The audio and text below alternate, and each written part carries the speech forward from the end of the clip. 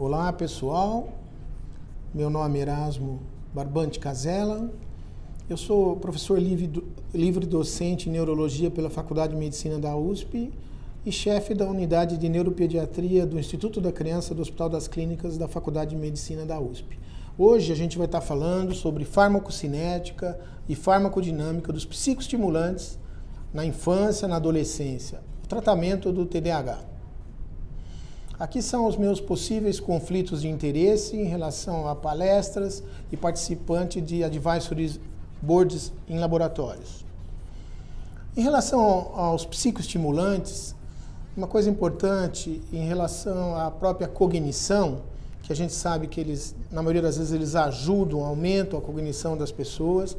Vocês podem ver que depende tudo da dose, tá?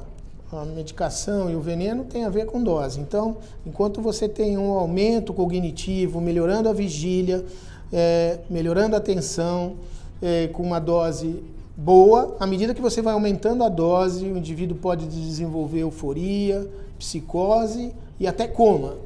Então, é importante esse conceito em relação à dose da medicação.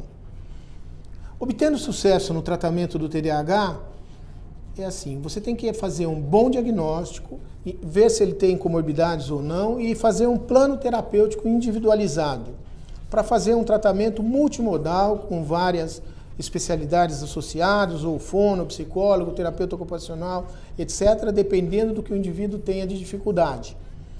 Aqui nós vamos estar trabalhando mais em cima da psicofarmacologia. E você tem que ter na cabeça que é uma doença crônica e que inclui nesse tratamento, primeira coisa, educar a criança e a família, explicar o que é o TDAH e tudo que você está objetivando. Desenvolver estratégias de manejo comportamental, tanto dos pais quanto da criança. Em relação à medicação, não adianta só você ficar satisfeito que melhorou, você tem que chegar na melhor dose.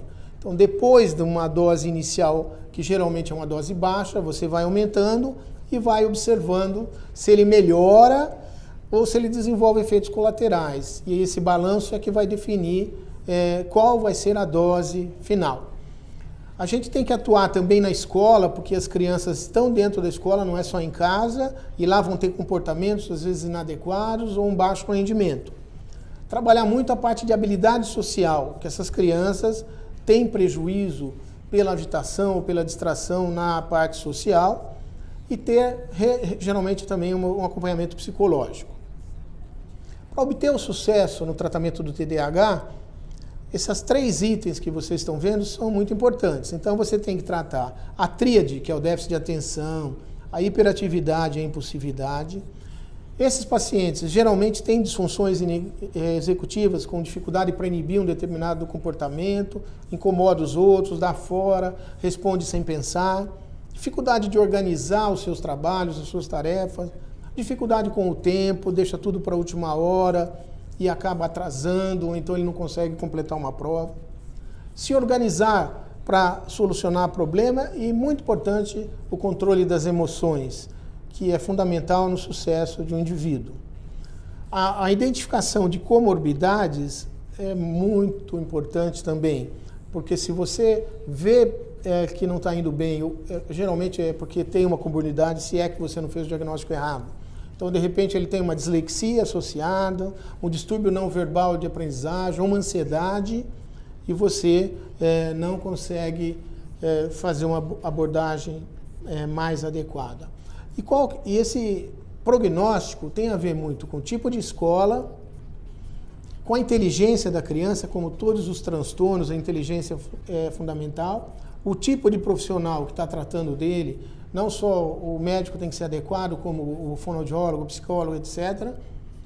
A família tem que intervir muito e o tipo de amigos. A gente sabe que as crianças, principalmente os adolescentes, eles imitam muito os amigos. Então, se essa criança vai crescer num meio com amigos inadequados, ele tem mais chances de ir para um caminho errado. Em relação ao tratamento farmacológico, então a gente tem que ter uma busca da dose ótima e da resposta terapêutica ótima, reduzindo os sintomas que você identificou numa avaliação inicial O funcionamento de vida tem que ser, ter uma melhora global, melhorar a qualidade de vida e evitar que tenham desfechos negativos, como uso de drogas, acidentes, gestações inadequadas, etc. A medicação vai ter que ter uma duração durante o dia o suficiente para aquele caso. O indivíduo que só tem um pequeno distúrbio de aprendizagem na escola e mais nada, de repente você pode precisar da medicação para a hora da escola. Se é um indivíduo que tem risco de acidentes, você tem que estender isso, cobrindo a maior parte do tempo. A adesão do tratamento, ela vai depender muito da sua interação com a criança e com a família e da disponibilidade que você tem para orientar em relação ao aparecimento de possíveis efeitos colaterais e como você se virar com essa situação. O paciente e a família têm, obviamente, se eles não estiverem satisfeitos, eles não vão seguir e você tem que ter segurança no que você está fazendo.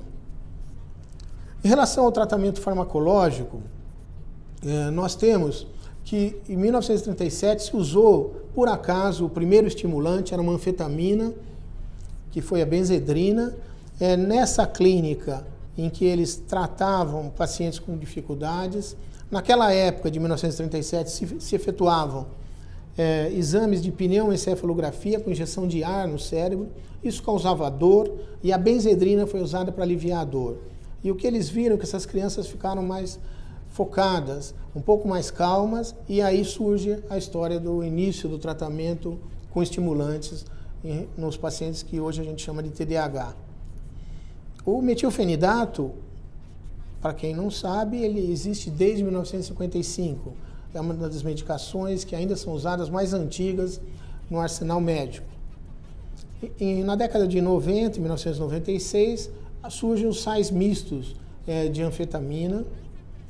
O metilfenidato oros e os sodas, que são dois que nós temos disponíveis hoje no Brasil, começou nos Estados Unidos em 2000.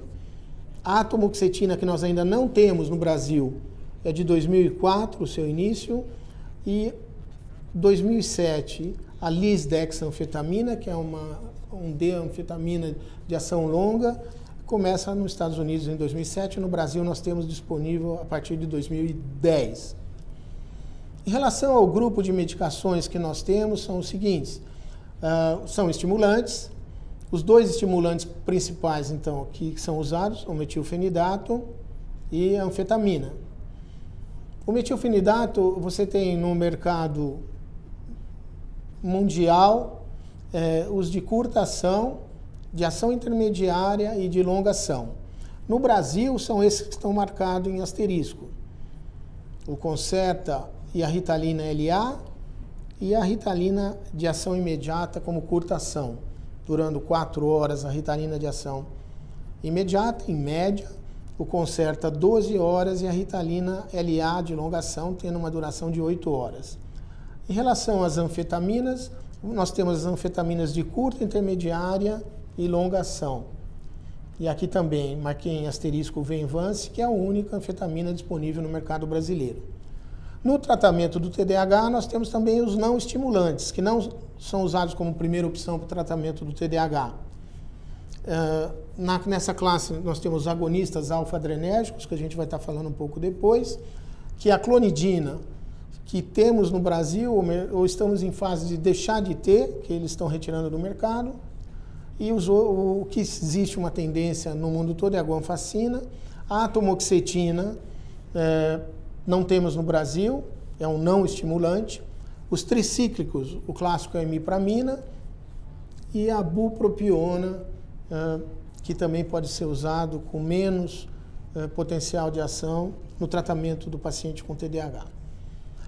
Tamanho de efeito. O tamanho de efeito de uma medicação é uma classificação que funciona da seguinte maneira.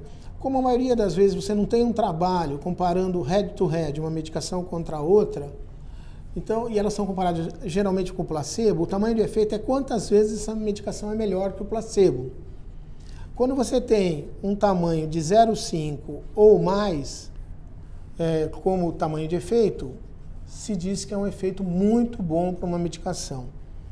O metilfenidato e a lisdexanfetamina, que são os estimulantes que nós temos, eles têm um tamanho de efeito que varia conforme o estudo de 0,8 até 1,3. É um excelente tamanho de efeito em relação ao arsenal médico farmacológico. A atomoxetina é menor significativamente, é 0,7, a clonidina 0,6 e a imipramina 0,6. Por isso, a primeira opção para se tratar o TDAH são os estimulantes. Esse estudo é um estudo do Faraone e Buitelar, de 2010, e que ele compara em crianças e adolescentes e faz uma meta-análise de todos os estudos, o metilfenidato e as anfetaminas. Nesse estudo, ele teve um tamanho de efeito significativamente maior com as anfetaminas do que com o metilfenidato, mas teve um estudo com o metilfenidato que foi usado com o Horus, que por um viés de publicação abaixou muito esse tamanho de efeito. De qualquer modo, o tamanho de efeito dos dois são muito bons e essa diferença talvez não seja tão forte no dia a dia. E lembro que também, às vezes uma medicação é um pouco mais forte que a outra, mas pode dar um pouco mais de efeito colateral. Não existe uma medicação que seja melhor dos estimulantes para todos os pacientes. Tem a medicação que é melhor de modo individual para cada paciente. Em adultos, o Faraone também e Glett, no mesmo ano, eles fazem uma publicação sobre a meta-análise dos trabalhos em adulto e não teve diferença no resultado em relação ao tamanho de efeito. Como que é o algoritmo de tratamento do TDAH? Esse estudo publicado por Pliska e colaboradores em 2006, que é o algoritmo usado, chamado algoritmo do Texas, começa da seguinte maneira na fase 0. É fazer um diagnóstico adequado, conversar com a família e você falar de tratamento farmacológico ou alternativa de tratamento. Às vezes a família não quer usar uma medicação. Então você vai tentar fazer tratamento alternativo com eficiência muito menor. A terapia cognitivo-comportamental é importante, mas ela é bem menos eficaz do que a medicação. Então, nesse diapositivo que eu estou mostrando para vocês agora, existe um algoritmo de tratamento do TDAH que, no meu modo de ver, é o ideal. Ele foi bolado por Pliska e colaboradores, publicado em 2006, e consiste no seguinte: na fase inicial, que é o estágio 0, que é a avaliação do paciente, você vai fazer uma avaliação diagnóstica direito, identificar as comorbidades se existirem, conversar com a família, explicar tudo. Às vezes você sente que a família não está preparada ou não quer usar uma medicação, principalmente estimulante, e você vai considerar, então, tratamentos outros. No caso de outros, aí seria terapia cognitivo-comportamental, que é ótima, mas é bem menos eficiente do que a medicação estimulante. E se a opção for para tratar, ou se não deu certo o tratamento alternativo, você vai usar um estimulante. Qual estimulante? Depende do que você pretende, do horário que a pessoa precisa de medicação. Você vai usar um dos dois, ou metilfenidato ou anfetamina. Então essa é a primeira escolha de tratamento, é o estimulante para o tratamento do TDAH.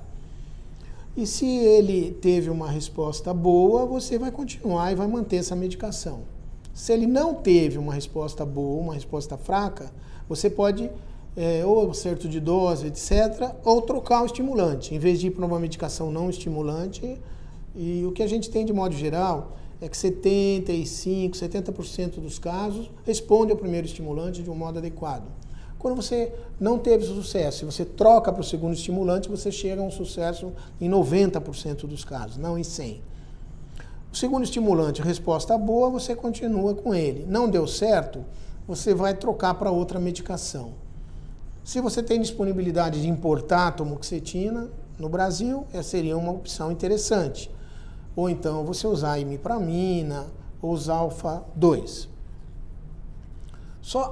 Se fala muito do acompanhamento a longo prazo, do uso de estimulantes. Então, como eu falei, o metilfenidato é de 1955.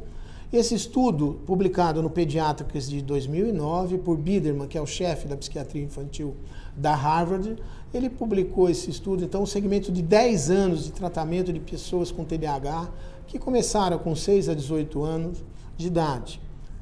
E dos 140 casos, 112, que corresponde a 73%, se usaram estimulantes. Então ele divide em sem estimulante e com estimulante. E o que se viu após 10 anos é que você teve menos problema de depressão em quem usou estimulante, menos problema de conduta com sem estimulante, menos transtorno positivo desafiador, menos repetição escolar e, olha, menos transtorno afetivo bipolar.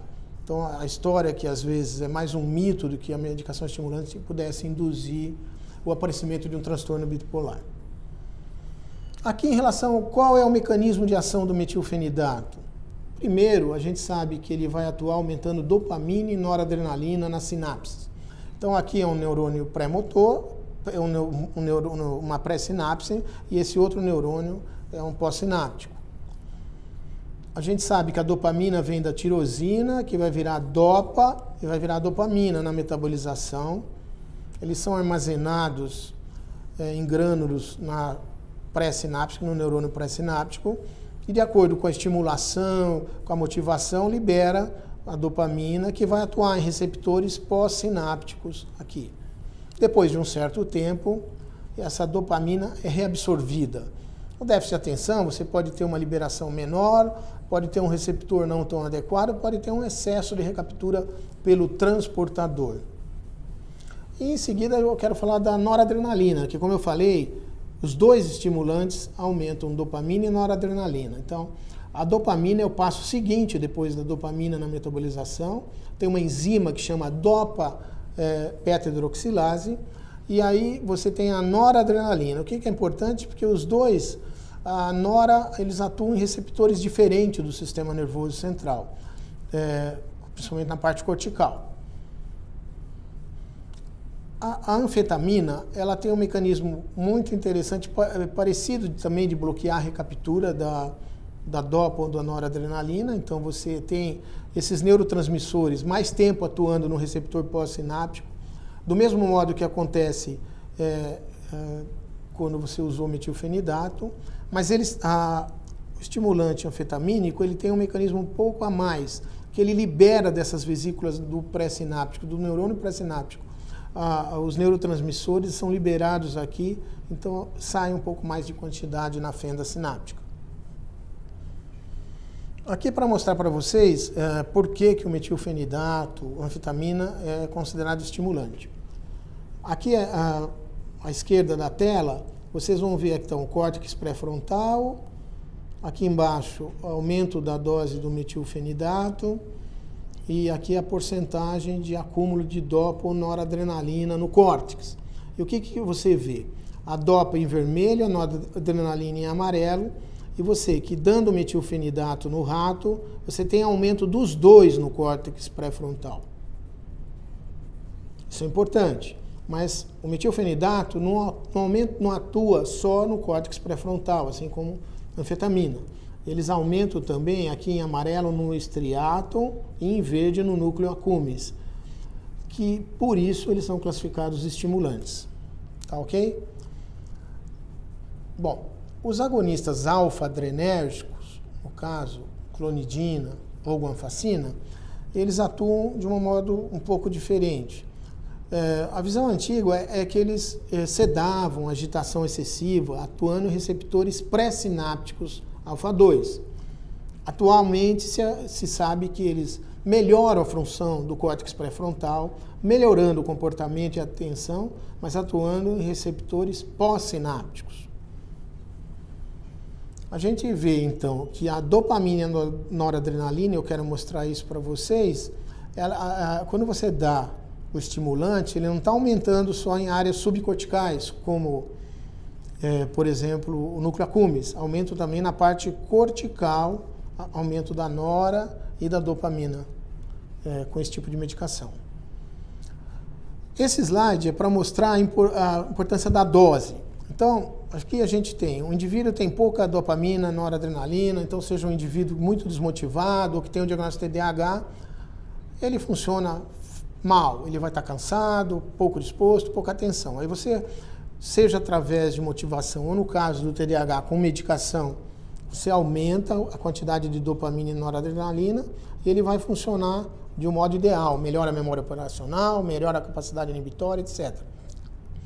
Agora, se você aumenta muito a dose e você passa a ter muita noradrenalina e dopamina, vai funcionar como uma pessoa extremamente ansiosa, que pode prejudicar esse efeito. Então, a medicação, como eu até falei no primeiro que eu mostrei, no primeiro slide que eu mostrei, o excesso da dose acaba sendo prejudicial.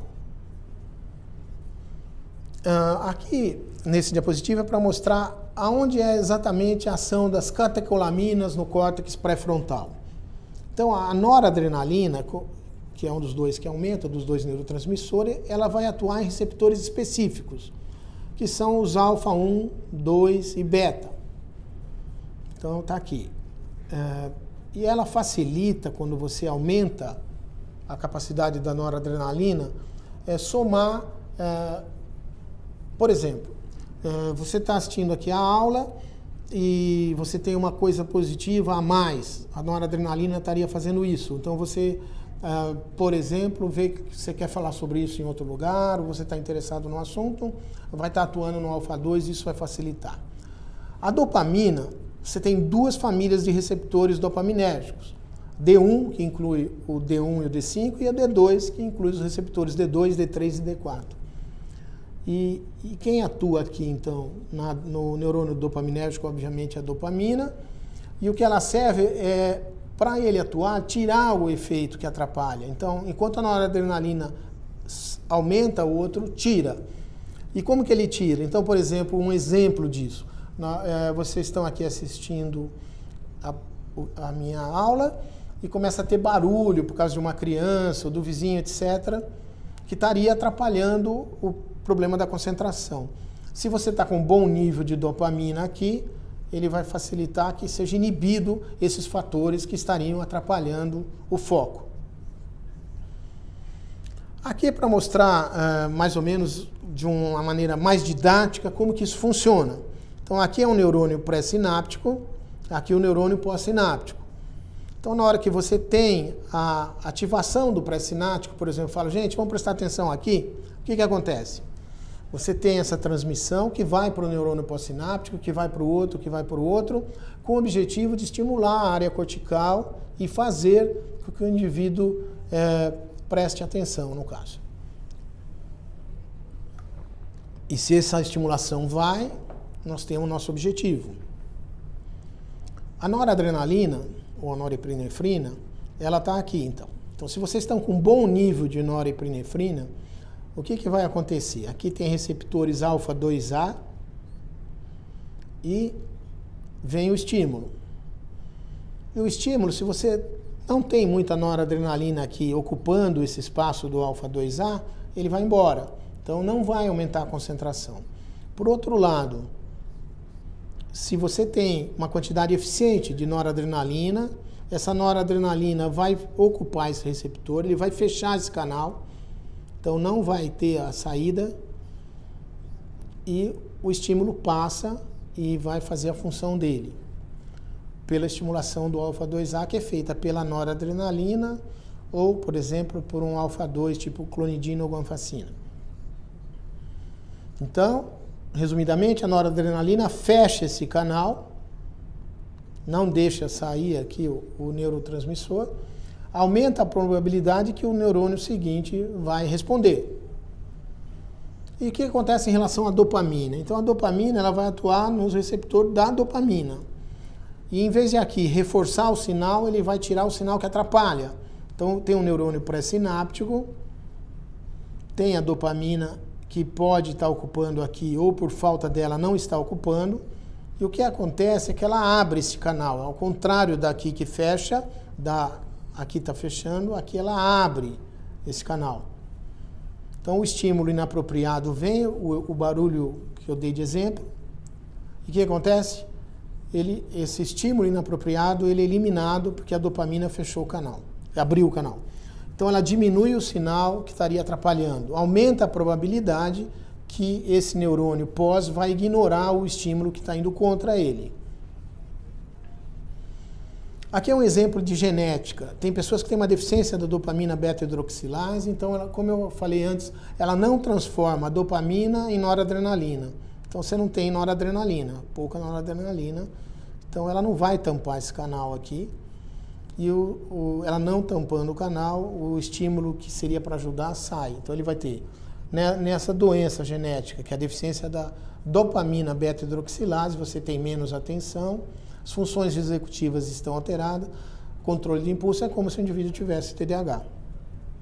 Na terapêutica do TDAH, você pode, então, aumentar ou mimetizar a estimulação. Então, o que acontece? Eu tenho que, para tratar, aumentar a noradrenalina aqui ou bloquear isso daqui com a guanfacina ou a clonidina. Então, metilfenidato, anfetamina e atomoxetina aumentam a noradrenalina no neurônio pré-sináptico, vai ter mais aqui na sinapse e que também vai fazer esse bloqueio. Então, você pode agir com a medicação metilfenidato, anfetamina ou atomoxetina e você vai melhorar isso daí. A estimulação do neurônio do receptor dopaminérgico vai fazer que o estímulo que atrapalha não ocorra. E o que acontece? Juntando os dois, você tem um potencial melhor. Então, o uso da guanfacina ou da clonidina, ou esse aumento da noradrenalina, eles se somam ao efeito da dopamina e você tem uma eficácia na terapêutica. Em relação na prática, isso, eventualmente, para casos que não vão bem só com estimulante, a associação de um alfa-2 pode ser importante. O alfa-2 ele vai ser falado sobre isso em outra aula.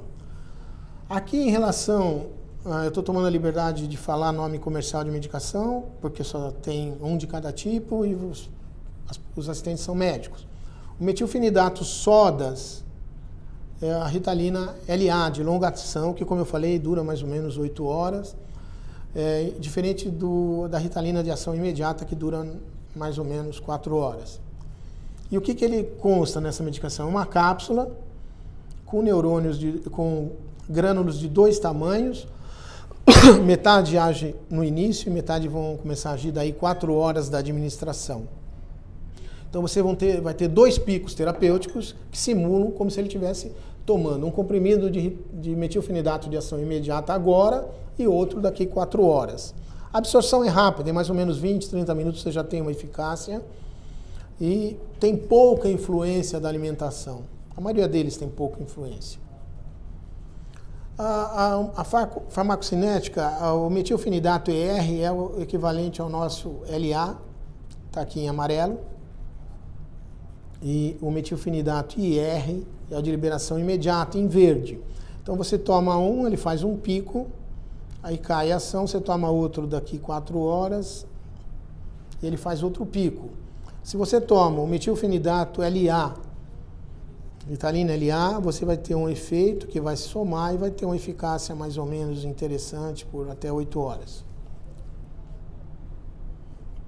Em relação ao metilfenidato Oros, que é o Concerta, você tem uma cápsula por tecnologia Oros que consiste do seguinte: essa cápsula é composta de 3 partes,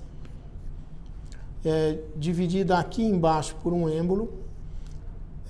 A parte de fora dessa cápsula funciona como um comprimido que corresponde como se tivesse um metilfenidato de ação imediata por fora, que corresponde às primeiras 4 horas de ação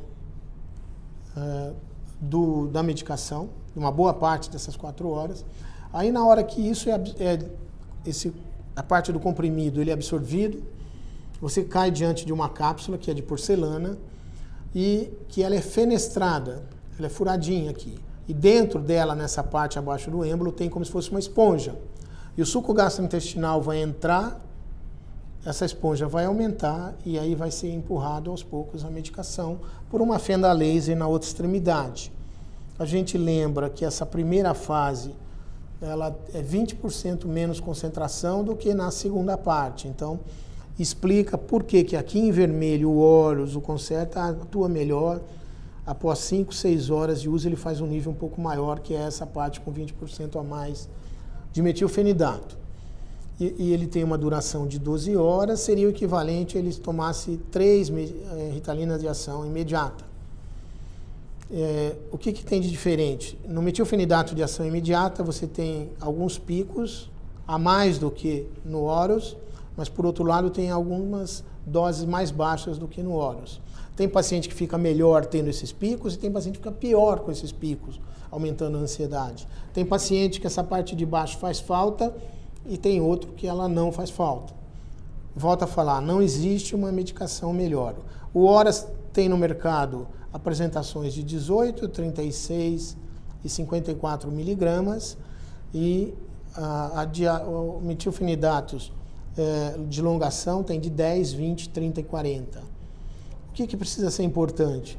O de 18 miligramas, ele é equivalente como se eu tomasse 3 metilfenidatos de curta ação, metade de cada um, seria 5 miligramas metilfenidato de curta ação, daí 4 horas mais 5 e mais 5. Se você usa o comprimido inteiro de metilfenidato de curta ação, que tem 10 miligramas, o equivalente é o metilfenidato horas de 36 miligramas. Se você tem um metilfenidato de 54 miligramas, seria o equivalente a estar tomando metilfenidato de curta ação 1,5 a cada 4 horas, 3 vezes. Em relação à lisdexanfetamina, que é o Venvance, que é o último a entrar no mercado brasileiro, mas que já tem vários anos, ele é um profármaco, porque tem uma molécula de lisina junto com a molécula da dextroanfetamina. E essa clivagem ela é feita nas hemácias, através de peptidases. O profármaco não age nada, então você usa, ele vai ser absorvido, tem um pouquinho de hidrólise já disso no intestino, mas é menos de 10%. E no sangue, e que faz isso, ela não pode ser usada como um estimulante para outros objetivos por via que não seja via oral. E no sangue há essa clivagem. O fármaco total, a lisdexanfetamina, não penetra na barreira cerebral. A D-anfetamina, dextroanfetamina, penetra e você vai ter sua ação. E não depende muito de fatores gastrointestinais, principalmente com o trânsito. O pH se discute um pouco isso, porque a gente sabe que o uso de ácido ascórbico pode, pelo pH ácido, diminuir um pouco a absorção. Agora, como é que é essa conversão, então, de lisdexanfetamina em dextroanfetamina? Você ingeriu, está no estômago, no lume intestinal, como eu falei, vai ter mais ou menos 10% só ali no intestino de conversão. Aí a lisdexanfetamina, que está em azul, está indo para o sangue, e a D-anfetamina em laranja. O que acontece nessa parte no sangue? O sistema porte é um local que ele tem muito sangue. Você vai transformar, então, dentro da circulação em dextroanfetamina, que vai poder penetrar na barreira hematoencefálica e atuar como estimulante. Aqui, para mostrar nesse diapositivo, em horas aqui embaixo, em cima a concentração da dextroanfetamina, e você é uma cinética linear, não é porque você aumenta a dose de 30, 50 e 70, que são as 3 apresentações, e esses estudos foram realizados em criança de 6 a 12 anos, você tem picos iguais, mas não aumenta o tempo de ação. O tempo que ele vai agir, mais ou menos de modo efetivo, é de 12 horas. Tem no sangue, após 12 horas, mas não tem uma eficácia para aumentar a tensão. Então, esse é o tempo de ação da medicação. E, então, a conversão da lisdex em dexanfetamina é mais ou menos 1h30 em criança, e lembro, o ácido ascórbico diminui essa conversão. Em relação aos estimulantes, então, eu comentei, mas vale a pena repetir. O tempo de ação. O metilfenidato de ação imediata dura 4 horas no máximo. O longa ação, 8 horas. Então, Ritalina comum, Ritalina LA, Concerta, que é o Horas, 12 horas, e o Venvance, 13 horas. Isso é o que se fala by the book. Frequentemente, alguns pacientes têm uma ação por um tempo menor, e você vai ver isso pela observação. Uma coisa que se discute muito é que se o uso de estimulantes afeta o crescimento das crianças ou não. Então, eu vou explicar algumas coisas.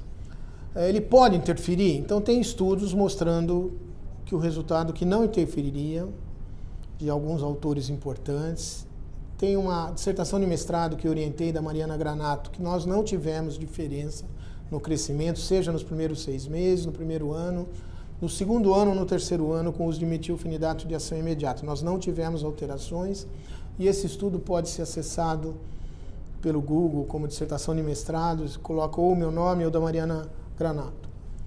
Por outro lado, Faraone, Fulton e também o grupo do PET Study, que é o estudo dos pré-escolares, mostraram uma interferência no crescimento nesses outros, nos primeiros anos de uso, e quase todos os estudos que falam dessa interferência mostram que depois o indivíduo alcança o gap.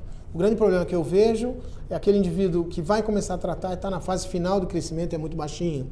Se você pegar um menino de 14, 15 anos que já entrou na puberdade, talvez cresça pouco, você tem que discutir se você vai ou não vai usar. O MTA, o estudo clássico que todo mundo conhece, ele avaliou o crescimento em relação ao uso de metilfenidato. E nos primeiros 14 meses, que foi o trabalho original do MTA, o que mostrou? Que teve uma diferença de 1,5 centímetros entre os não medicados em relação aos medicados, ou seja, os não medicados cresceram mais do que os medicados. A segunda fase do MTA foi um estudo de 14 a 22 meses e que também teve uma diferença de crescimento de 0,83 centímetros. Um estudo muito bem feito. Então, o que é importante? Monitorizar esses pacientes e ver o que a gente vai fazer com isso. O MTA continua sendo estudado e com 36 meses, ou seja, 3 anos, já vem a segundo estudo. E aqui eles separam aqueles pacientes que depois da primeira fase eles podiam mudar de grupo, o medicado podia ir para o não medicado e vice-versa. E o que aconteceu? 65 pacientes em 3 anos nunca tinham recebido medicação. E 70 foram medicados o tempo todo. E eles põem um resultado em 3 anos, que é essa fase inicial, com uma diferença de 2 centímetros a menos nos pacientes que tomaram a medicação em relação a quem não tomou. Isso é uma coisa importante, como eu falei, naqueles que estão em fase final de crescimento e você vai começar a medicação. Então, aqui, pacientes que foram medicados o tempo todo e aqui em cima, aqueles pacientes que nunca foram medicados. A gente tem um estudo junto com o Dr. Durval Damiani, endocrinologista, que dá uma revisão sobre crescimento e medicação em TDAH. Aqui é um gráfico que eu gostaria de mostrar, que você tem que acompanhar. Por exemplo, esse paciente, uma criança com TDAH, começa a tratar por volta de 5, 6 anos de idade e a curva muda no crescimento. Aí isso foi identificado, foi associado o hormônio de crescimento, ele volta para a curva anterior, que é uma possibilidade.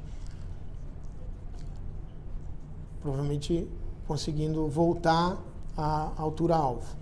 Então, volto a falar, monitorizar é o mais importante. Em relação à morte súbita, será que o estimulante pode causar morte súbita? Esse artigo do New England de 2006 foi um editorial que apontava que talvez sim. E o que foi feito depois? Em março de 2006, então foi visto que 14 crianças e 4 adultos com morte súbita que tinham feito uso de metilfenidato, que foi o que foi comentado. Todavia, um comitê da Sociedade de Pediatria, avaliando morte súbita em pessoas em geral de 92 a 2004, viram que a incidência em geral, não usando medicação, variava de 1,3 a 8,5 por 100 mil crianças por ano. O estudo que mostrou as crianças, esses casos de morte súbita, foram colocados, feita uma análise em relação a todo mundo que tomava metilfenidato e deu 0,2 por 100 mil por ano, que é menor do que a população em geral. Então, esse editorial do New England ficou desconsiderado e a American Heart Association, a Sociedade de Pediatria, pontuaram não há risco aumentado cardiovascular. E você deve fazer uma avaliação cardíaca em todo mundo que vai tratar? Não. Você vai fazer avaliação cardíaca se tiver intolerância ao exercício sem motivo, uma história familiar de morte súbita em jovens, taquicardia, dores torácicas ou hipertensão arterial. A ausência de dados científicos, e isso quem publica no Pediatrics de 2008, da Academia Americana de Pediatria, eles falam assim, a ausência de dados científicos que estabeleçam aumento de risco de morte súbita em pacientes recebendo estimulantes para o tratamento do TDAH Então não tem dados científicos. E eles salientam ainda mais. O alarme sem base científica versus o risco de uma inibição do médico ou dos pais para o tratamento está provocando que você deixe de tratar esse paciente, que vai ter mais problema de drogas, mais problema de acidente, falta de sucesso profissional, etc. E o que a Academia de Pediatria sugeriu? Então, você tem uma criança, tem uma cardiopatia conhecida, tá? Então, história familiar do paciente, exame físico, sugere cardiopatia? Sim, vai para o cardiologista e vê se ele autoriza o uso ou não. Se ele não tem história, você começa, não precisa fazer nenhum teste cardiológico. E você vai fazer testes posteriormente se você ter algum sintoma posteriormente com a medicação.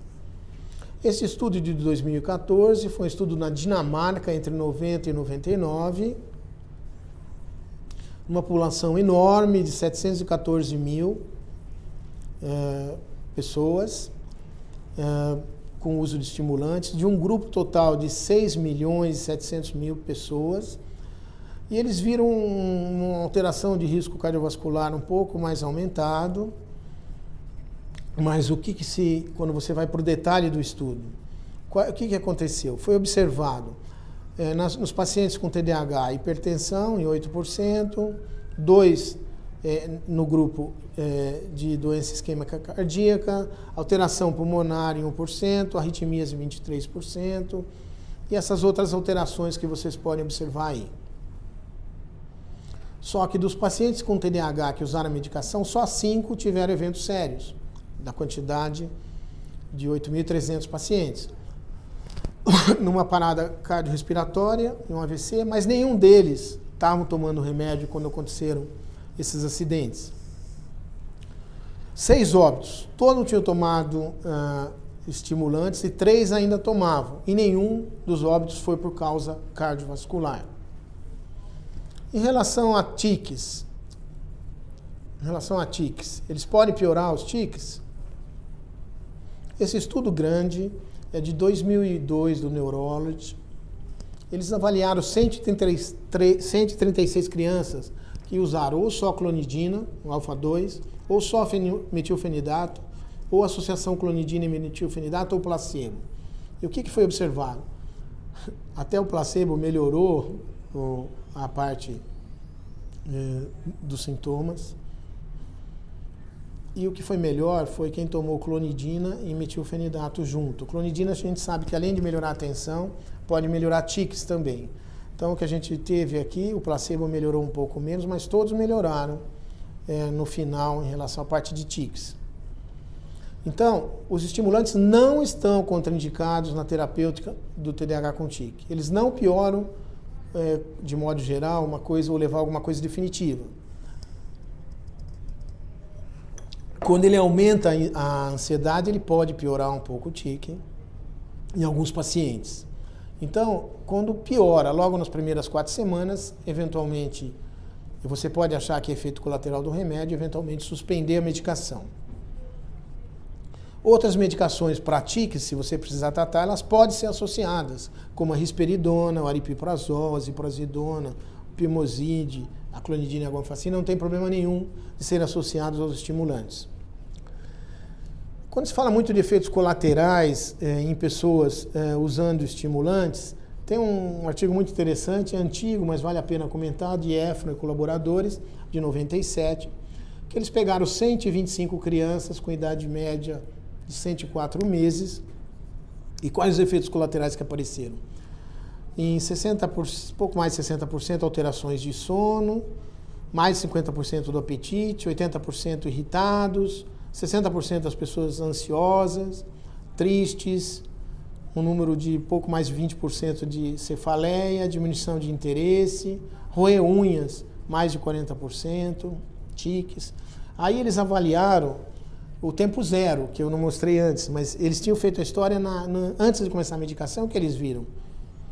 Não teve tanta alteração de sono no paciente. O que acontece é que muitas vezes a gente não sabe ou não pergunta como que é antes de começar o tratamento. Por exemplo, irritado. A irritação foi igual, não teve diferença. O apetite a gente sabe que sim. A ansiedade estava até mais antes, provavelmente os pacientes melhoraram, ficaram mais autoconfiantes e diminuíram a queixa de ansiedade. Então é importante, quando a gente começa um tratamento, perguntar sobre sintomas, principalmente esses mais comuns de efeitos colaterais que a gente vê no dia a dia do paciente com TDAH. Em relação a conclusões, os estimulantes aumentam os níveis de noradrenalina e de dopamina nas sinapses. Os agonistas alfa-2A mimetizam as ações da nora nos receptores pós-sinápticos alfa-2A, então eles fazem mais ou menos a mesma coisa que faz a noradrenalina. Os estimulantes são as medicações com maior tamanho de efeito para o tratamento do TDAH e por isso são considerados a primeira opção. Geralmente eles não são contraindicados. Por exemplo, um paciente com epilepsia ou com eletroencefalo alterado não é uma contraindicação para o tratamento do TDAH, e queria salientar que 30% das pessoas que têm epilepsia têm déficit de atenção, e muitas vezes o déficit de atenção atrapalha mais a vida deles do que a própria epilepsia. Então não precisa ter esse medo de tratar. E lembrar aquilo que eu já falei, se o primeiro estimulante não for eficaz, o ideal é que seja trocado o tipo de estimulante. Eu queria agradecer a atenção, e aqui embaixo está o meu e-mail se alguém precisar de alguma coisa.